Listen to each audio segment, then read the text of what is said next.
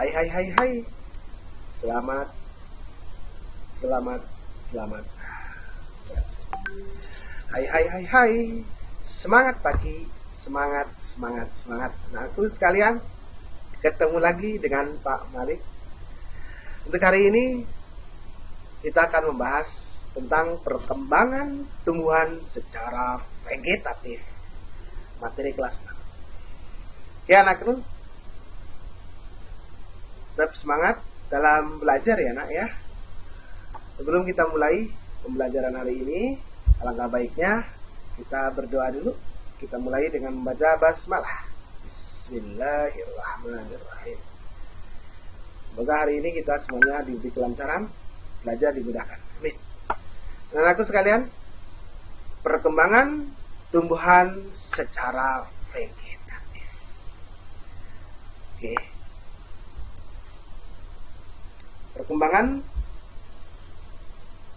Perkembangbiakan tumbuhan secara vegetatif dibagi menjadi dua. Ya, ini perkembangbiakan ya, ada dua. Jadi yang pertama adalah vegetatif alami dan vegetatif buatan. Vegetatif alami adalah perkembangbiakan yang terjadi dengan sendirinya tanpa bantuan dari manusia. Yang kedua adalah vegetatif buatan. Vegetatif buatan itu yang melibatkan bantuan manusia. Oke, untuk lebih jelasnya kita akan bahas secara terperinci apa-apa saja. Bagaimana ceritanya vegetatif alami, vegetatif buatan yang seperti apa? Oke, let's go. Kita belajar selanjutnya. Vegetatif alami. Untuk yang pertama, yaitu umbi lapis. Ya, umbi lapis. Kalian tahu tak? Umbi lapis contohnya seperti apa? Seperti pada gambar itu ada gambar bawang merah. Kita di negara Brebes. Negara Brebes. Kita di daerah Brebes. Bawang itu merupakan komoditi, merupakan pertanian utama. Ya, makanya terkenal Brebes, kota Brambang, kota bawang. Ini merupakan vegetatif alami maksudnya. Umbi lapis, yaitu memiliki susunan yang berlapis-lapis, di mana lapisan tersebut adalah tunas. Jadi jika tunasnya membesar, dia akan membentuk siung yang bisa tumbuh sebagai tumbuhan baru. Tidak hanya bawang merah, ada bawang putih, ada bawang bombay, dan ada bunga lili. Itu ada lapisan-lapisan. Umbi. Untuk yang selanjutnya ada umbi batang. Umbi batang itu berasal dari batang tanaman yang membesar dan mengandung banyak pati zat makanan dan terdapat mata tunas di sana. Mata tunas itu bisa tumbuh menjadi tanaman baru. Contohnya seperti apa? Contohnya seperti talas. Nah, talas itu subang. Talas, kentang, ketela rambat. Nah, itu jadi batang tanamannya itu besar, itu bisa jadi umbi, bisa jadi mata tunas yang disebut juga umbi batang. Jadi untuk yang selanjutnya yaitu umbi akar. Umbi akar itu yang seperti apa? Umbi akar itu terbentuk dari modifikasi akar yang menggelembung, yang rimpang dan geragih. Ya, akarnya tidak memiliki mata tunas, tidak luas dan tidak memiliki kuncup daun seperti wortel, dahlia, lopak, singkong dan bengkuang. Ini merupakan salah satu bentuk umbi akar. Nah, untuk selanjutnya yaitu geragih. Geragih itu apa? Geragih itu bentuk lainnya stolon, batang yang menjalar dan pada ruasnya itu bisa tumbuh tunas yang baru. Pada bagian batangnya menyentuh akar, akan tumbuh akar dan bisa menjadi tanaman baru. Ini contoh tanaman yang ini, yang di sebelah, lihat ada stolonnya, ada geragihnya. Ini juga kalau kamu lihat di tumbuhan sirih gitu, daun sirih ya, itu ada akarnya, itu bisa tinggal potong. Tapi kalau di sini contoh berarti itu rumput teki, pegagan, dan stroberi. Ada harvey juga. Ya. Oke anak-anak, kita lanjutkan. Contoh dari vegetatif alami adalah akar tinggal. Akar tinggal itu apa? Tinggal di rumah? Bukan. Maksudnya batang yang tertanam di tanah dan memiliki ruas dan tumbuh mendatar. Dan setiap ruas itu akan tumbuh akar. Tunas setiap ruas batang itu bisa menjadi tumbuh menjadi tanaman baru.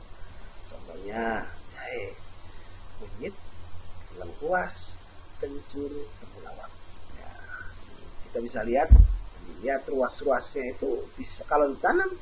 Ya, kita lihat gambar jahe, lengkuas, temulawak, kunyit. Ini kalau ditanam langsung dia tumbuh. Nah, ini karena disebut juga akar tinggal. Ada juga tunas. Nah, ini tunas. Tunas itu muncul pada pangkal ya, pangkal itu berarti bawah batang. Pangkal batang itu terdapat di dalam tanah. Tunas akan membentuk tanaman yang baru dan membentuk rumpun berkelompok. Contohnya pisang, bambu, dan tebu. Nah, ini kalau kamu lihat pernah melihat pohon pisang, itu ketika dia tumbuh, di sebelahnya juga tumbuh tunas-tunas kecil. Ini juga bentuk perkembangbiakan vegetatif alam. Nah, ini untuk yang terakhir ada tunas adventif. Tunas adventif itu apa? Tunas yang tidak tumbuh di ujung batang atau ketiak daun. Tunas itu tumbuh malah di bagian tumbuhan yang biasanya tidak bertunas. Misalnya daun cocor bibit. Kita daunnya dipotong, dia tumbuh nanti. Jadi tunas adventif. Oke anak-anak, tadi untuk vegetatif alami semoga sudah paham. Kita lanjutkan ke vegetatif buatan. Seperti apa ceritanya? Kita lanjutkan vegetatif buatan. Nah, perkembangbiakan vegetatif buatan yang pertama bisa kita lakukan dengan cara mencangkok. Mencangkok itu bagaimana? Mencangkok itu membuat cabang batang tumbuhan menjadi berakar. Contohnya ada jambu air nih, tulis rambutan, itu bisa dicangkok. Proses pencangkokannya pun cukup mudah. Nah, cara mencangkok. Jadi sebagian kulit cabang dibuang. Nah, kita kelupas. Ya kan? Kita kelupas, sampai bersih, kita bersihkan. Lalu cabang dibalut tanah. Lalu dibungkus plastik atau serabut kelapa, lalu ditali. Nah, ini seperti ini. Ini cukup mudah sekali ya. Cukup mudah. Tunggu sampai berakar. Kalau sudah berakar, baru dipotong menjadi tanaman yang baru. Ini untuk hasilnya juga tidak kalah dengan tumbuhan induknya, kualitasnya. Makanya ini seringkali dipakai untuk perkembangbiakan. Mencangkok. Oke anak-anak, sudah pernah mencoba untuk mencangkok? Pasti sudah pernah ya. Minimal sudah pernah melihat ada cangkokan. Ya. Ini setelah sudah dicangkok, sudah tumbuh akar, itu bisa dipindahkan di tempat media yang terbaru. Nah, ini sifatnya juga sama dan cepat berbuah. Kerugiannya itu akarnya. Itu akar serabut, jadi dia nggak kuat. Untuk yang kedua adalah stek. Stek itu apa? Perkembangbiakan dengan bantuan manusia dengan cara menanam bagian tertentu tanpa menunggu tumbuh akar. Contohnya yaitu pada ketela pohon, tebu, dan sirih. Jadi kita potong batangnya, langsung aja ditanam. Nah, seperti itu. Itu stek batang. Nah, ini kita potong-potong saja batang dari ketela pohon, tebu, atau sirih tanpa menunggu berakar. Ya, tanpa menunggu berakar. Kita hanya mempertahankan itu semua. Oke. Ada stek tangkai juga pada bunga sepatu. Nah, ini bunga sepatu, tangkainya kita taruh saja dan nanti dia akan tumbuh dengan sendirinya. Ada juga stek pucuk. Contoh pada teh dan jambu monyet. Ya, di stek pucuknya. Nah, ini. Seperti itu. Untuk yang ketiga adalah okulasi. Nah, ini seringkali okulasi itu untuk mendapatkan bibit yang unggul. Nah, ini menempel tunas dari tumbuhan ke tumbuhan lain, masih satu jenis tanaman. Misalkan mangga satu dengan mangga lain, agar kita mangga yang berbeda rasa, itu pakai okulasi. Kita akan lihat contohnya ya. Nah, ini seperti ini. Nah, itu nanti hasilnya akan berbeda hasilnya. Rasanya itu akan nyambur gitu nanti.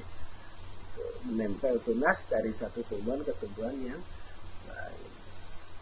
Nah, sambung pucuk. Nah, ini juga. Ini dapat dilakukan dengan menyatukan pucuk dengan batang bawah yang masih satu jenis tumbuhan, misalkan durian, jambu, bunga, kopi. Nah, saya menempel. Ini hampir sama dengan okulasi. Kalau okulasi dengan bagian nempel tunas, kalau ini dengan batang. Juga bisa dengan merundukkan batang tumbuhan ke tanah. Nah, ini contohnya melati atau anggur. Nanti kalau yang sudah tumbuh akar baru kita potong.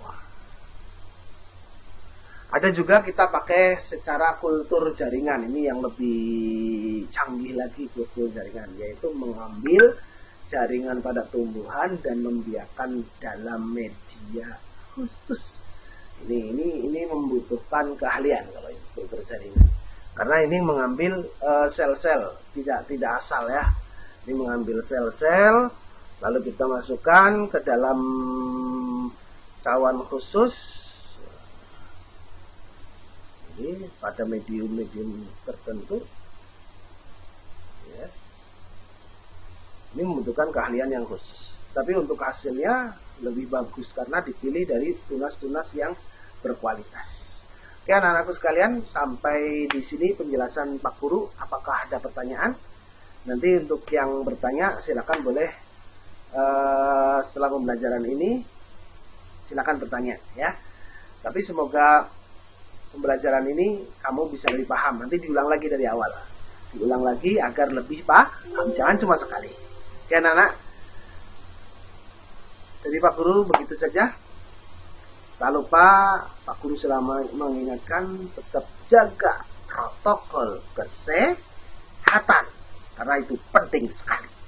Jaga jasmani dan rohani kalian ya. Agar menjadi manusia yang sehat. Oke anak-anak.